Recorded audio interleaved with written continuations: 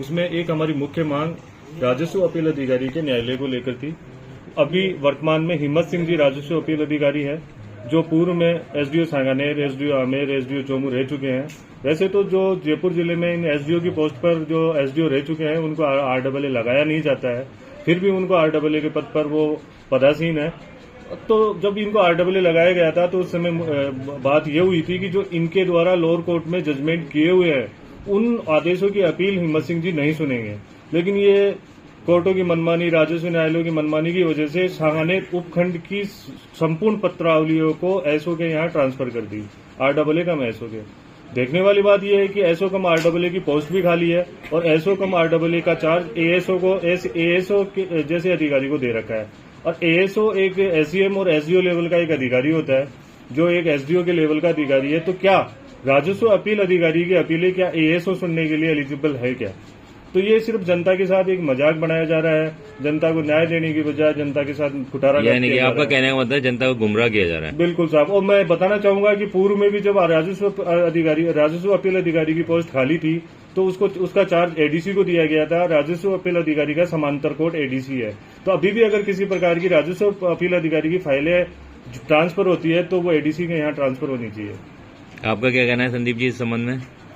चाहे सेक्रेटरी साहब ने कहा एकदम सही है ये बात कि एडीसी को पहले भी नोटिफिकेशन के अनुसार चार्ज दिया गया था, उसको कंटिन्यू रखा जाए।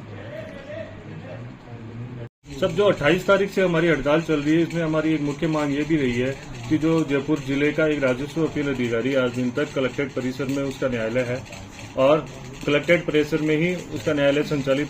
सर, जहां तक डीएलसी का पर्सन है, डीएलसी बढ़ाने का एक नियम है, कानून के अनुसार डीएलसी बढ़ाने के लिए डीएलसी की एक कमेटी होती है। कमेटी में अध्यक्ष जिला कलेक्टर होता है।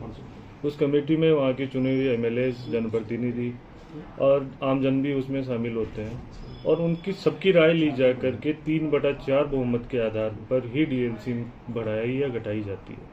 ये तो साल में दूसरी बार बढ़ रही है। साल में दूसरी बार नहीं, साल में तीसरी या चौथी बार बढ़ रही है। अभी 30 अप्रैल को 10% डीएलसी। ऐसा कोई नियम है कि हर बार बढ़ाई जा सकती है? साल में कितनी बार? बजट के अंदर प्रत्येक 30 अप्रैल को 10% डीएलसी बढ़ाने का बजट में प्रस्ताव है। उसके अनुसार 30 अप्रैल को 10% डीएलसी बढ़ाई जा चुकी है। अब इसके अलावा अगर उनको डीएलसी बढ़ानी थी तो सभी एमएलए को इकट्ठा करते, जनप्रतिनिधियों को इकट्ठा करते और उसको उनसे अपने अगर ये मनोज जी डीएलसी नहीं कम होती है तो आपका क्या रहेगा? सर, अगर मैं सबसे पहले डीएलसी के मुद्दे पर एक बात बताना चाहूंगा कि जब डीएलसी का मुद्दा हुआ था उस समय हम ज्ञापन लेके कलेक्टर साहब के यहाँ गए थे और हम एमएलए को ज्ञापन देने गए थे, लेकिन वहां पर देखने में ये आया कि वहां ना कोई पक्ष का एमएलए था ना कोई विपक्ष का एमएलए था। तो इससे ये प्रतीत होता है कि जो ये चुने हुए नेता हैं, जो ये नेताओं की कतार में खड़े हैं, ये जनता के हितैषी नहीं है और न ही ये जनता के किसी सुख दुख को समझने के लिए तैयार है। तो जब समय आएगा तो जनता इनको उठा करके बाहर फेंकने के लिए भी तैयार है और ये आमजन की लड़ाई है। मेरा क्वेश्चन ये है, अगर सरकार आपकी मांग नहीं मानती है तो आपका क्या रहेगा? अगर ये सरकार हमारी मांग नहीं मानती है तो हम इसको आमजन को इसमें जोड़ेंगे, जनता को इसमें जागरूक करेंगे। तो ये हड़ताल जो आप रख रहे हैं ये कब तक, कोई समय सीमित है? ये इसका समय तो सरकार ही बता सकती है, क्योंकि ये जो भी मांगे हैं सरकार के हाथ में है और ये सरकार को तय करना है। हम तो जब तक लड़ेंगे कि जब तक सरकार हमारी मांगे नहीं मान लेती है। आपका पूरा नाम? मनोज वर्मा, महासचिव district advocate bar association Jaipur.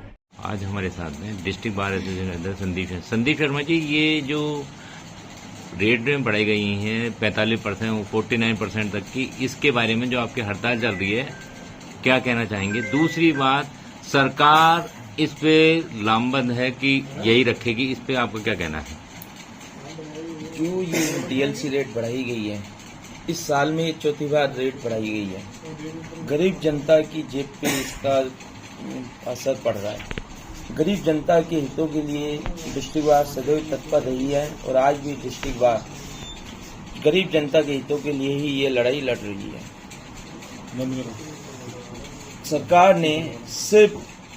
सरकार ये कहती है कि मनरेगा का जो अमाउंट है उसका बोझ हम पे आ गया, इसलिए हमने ये डीएलसी बढ़ाई है, यहाँ से हम पैसा रेवेन्यू जनरेट करेंगे और उस जो मनरेगा की जो भार उन पे पड़ा है उसको पूरा करेंगे। तो ये कहीं का न्याय नहीं है कि उसको पूरा करने के लिए गरीब जनता के हितों पर आप ऐसे कुठाराघात करें। इससे तो गरीब कभी मकान खरीद नहीं पाएगा। नहीं खरीद पाएगा। जो गरीब 10,000 रुपए में उसका डीएलसी थी, आज वो 10,000 से बढ़ के 50,000 होगी। और सिर्फ पैसे वाले वर्ग जो हैं वो ही प्रॉपर्टी खरीद सकेंगे। गरीब जनता जो है प्रॉपर्टी खरीदने के लिए सोच भी नहीं सकती। तो आदमी का जो मकान, रोटी, कपड़ा, तो मकान तो शायद पूरा हो नहीं पाएगा उसका सपना कभी। ये बात सही है कि अगर ऐसी डीएलसी बढ़ती रही और सरकार ने इस पे विचार करके वापस इसको कम नहीं किया तो गरीब जनता जो है वो कभी भी मकान नहीं खरीद पाएगी और वो हमेशा जीवन पर्यंत मकान से वंचित रहेगी। आप सरकार से क्या मांग कर रहे हैं मीडिया के माध्यम से? मीडिया के माध्यम से हम सरकार से ये मांग करते हैं कि जो डीएलसी उन्होंने बढ़ाई है इसको तुरंत प्रभाव से कम करें। साथ ही साथ जो कंस्ट्रक्शन की रेट ये 1800 रुपये ले रहे हैं उसको 1800 की जगह 1200 रुपये तक करें, क्योंकि आज अच्छे से अच्छा बिल्डर, अच्छे से अच्छा ठेकेदार 1200 रुपये में कंस्ट्रक्शन करके दे रहा है। इसलिए हमारी मीडिया के माध्यम से सरकार से यही निवेदन है कि वो सर्वप्रथम तो इस डीएलसी को कम करे। सेकंड, हमारी जो मांग है रेवेन्यू कोर्ट्स को लेके, उसमें रेवेन्यू बोर्ड की जो डीबी और एसबी सेकंड और फोर्थ वीक में आती है एवरी मंथ में, उसमें डीबी की फाइलें जयपुर में ही रहती हैं, एसबी की फाइल प्रत्येक पेशी पे जयपुर आती है, शाम को काम होने के बाद में वापस अजमेर जाती है। उससे गरीब जनता और अधिवक्तागण को अनावश्यक उन फाइलों में आगे की प्रोसीडिंग करने के लिए, नकल वगैरह लेने के लिए, नोटिस जारी कराने के लिए, रिकॉर्ड कॉल करवाने के लिए अजमेर जाना पड़ता है, जिससे अनावश्यक भार एक जनता और अधिवक्ता की जेब पर पड़ता है। अगर आपकी मांगे नहीं मानी गई तो क्या रहेगा? अगर सरकार को हमारी बातें मांगने में किसी तरह की आनाकानी करती है सरकार और ये नहीं मानी जाती है तो हम इस आंदोलन को और उग्र करेंगे।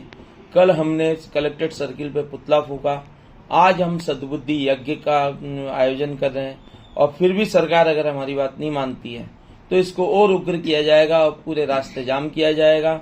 ये आज ओनली जयपुर जिले का आंदोलन है, कल इसको हम राजस्थान लेवल पे बढ़ाएंगे। जैसा कि आज से 6 महीने पहले भी एक आंदोलन किया था, वो पूरे राजस्थान के लेवल पे हमने किया था और पूरे राजस्थान के एडवोकेट्स ने वो आंदोलन किया और सरकार को हमारी बात माननी पड़ी।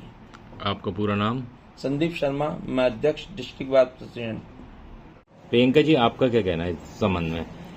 मेरा नाम एडवोकेट प्रियंका गौड़ है और मैं डिस्ट्रिक्ट बार की पोस्ट अध्यक्ष रहती हूँ। तो जैसा कि हम जानते हैं कि डीएलसी रेट का अपना एक नियम है कि फाइनेंशियल ईयर के एवरी नेक्स्ट मंथ 30 अप्रैल को डीएलसी रेट को हम बढ़ा सकते हैं या उसमें अमेंडमेंट कर सकते हैं, लेकिन अपनी मनमानी करते हुए डीएलसी रेट को तीसरी चौथी बार बढ़ाया जा रहा है, जिसके कारण मिडिल क्लास, अगर आज के सिनेरियो को हम देखें तो 90% जनता अपनी मिडिल क्लास ही है। तो 90% जनता में अगर सरकार फेमिनिज्म को आगे बढ़ा रही है तो उसमें सिंगल पेरेंट्स भी काफ़ी हैं, जिसमें अगर फीमेल को हम देखें तो फीमेल काफ़ी सारी प्रॉब्लम्स को फेस करेंगी अगर उनको अपने लिए घर खरीदना है या लेना है। तो डीएलसी रेट के इंक्रीज होते हुए काफ़ी फर्क पड़ रहा है, जिसकी वजह से सरकार को और जो भी कनेक्टिंग अथॉरिटी है उसको इस पर सख्त से सख्त नियम उठाना चाहिए। ये जैसे महिला पुरुष के लिए भी डीएलसी के अंदर छूट थी, तो उसमें कुछ चेंज हुआ है? अगर डीएलसी रेट्स प्रॉपरली बढ़े हैं तो वो फीमेल्स के लिए भी इंक्रीज हुए हैं और मेल्स का जो है वो वहाँ पर 18% हुआ है, 12% से बढ़ गया। तो उसको वहीं के वहीं रोका जाए कि जो नियम है कि हम हर फाइनेंशियल ईयर के नेक्स्ट मंथ में 30 डेज के अंदर अंदर उसको इंक्रीज कर सकते हैं, तो अपनी मनमानी ना करते हुए इसको रोका जाए। आपका पूरा नाम? एडवोकेट प्रियंका गौड़।